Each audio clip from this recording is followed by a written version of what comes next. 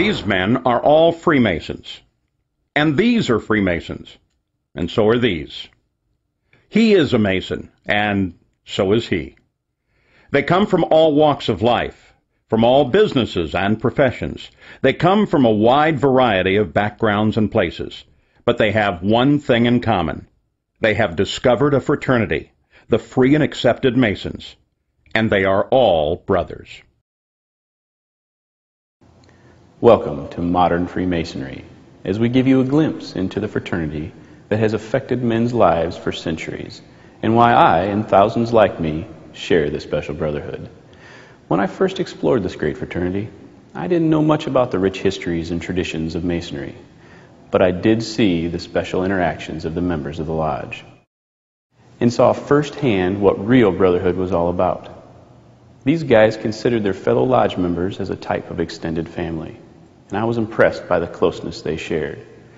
As I learned more about my fraternity, I knew that my decision to be part of this grand society was one of the best ones that I would make for my personal and professional development.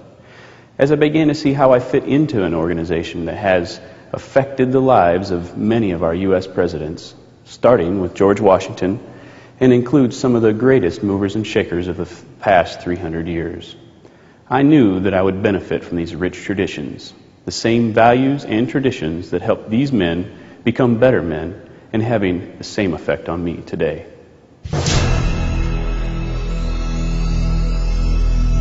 The mythical beginnings of the fraternity date back to the building of the Temple of King Solomon in Jerusalem around 1000 B.C.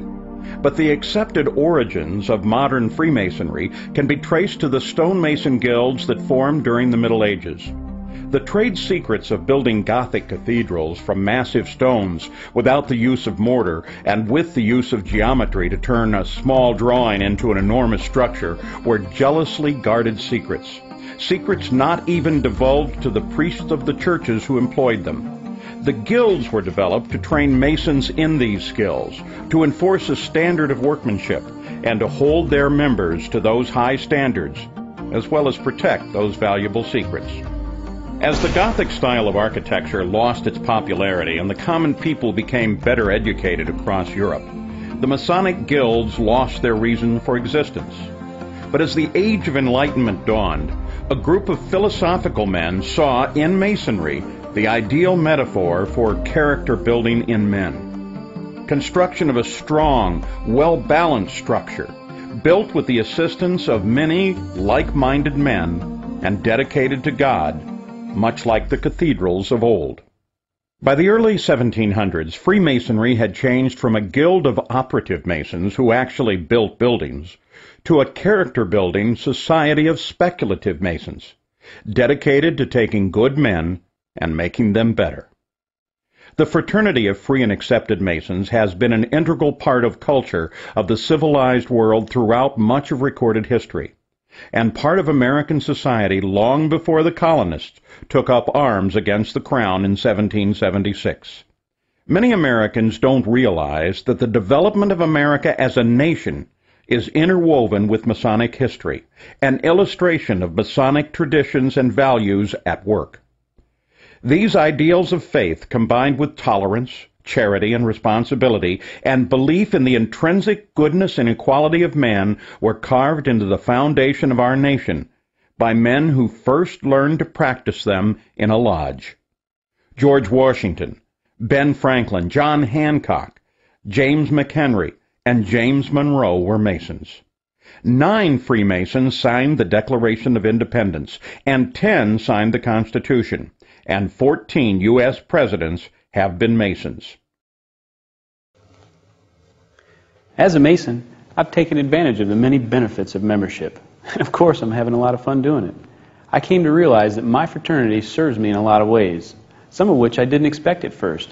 The members of my lodge are not just a collection of brothers who get together on meetings and other functions.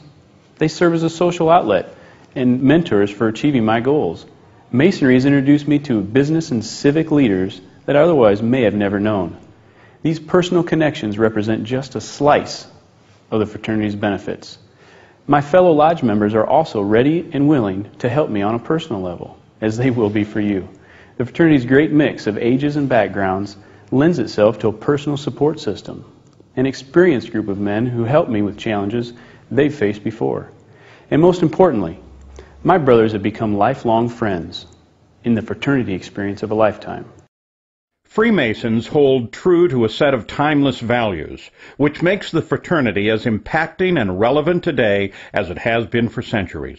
These enduring tenets have helped to guide men's lives, taking good men and helping them become better men by holding true to brotherly love, relief, and truth. These Masonic values are not just empty words on paper. No, to Masons they represent a daily guide for living. These values we hold up to help us to gain a deeper appreciation of becoming better family men, better professionals, and better citizens. The Masonic fraternity also develops leadership abilities among its members.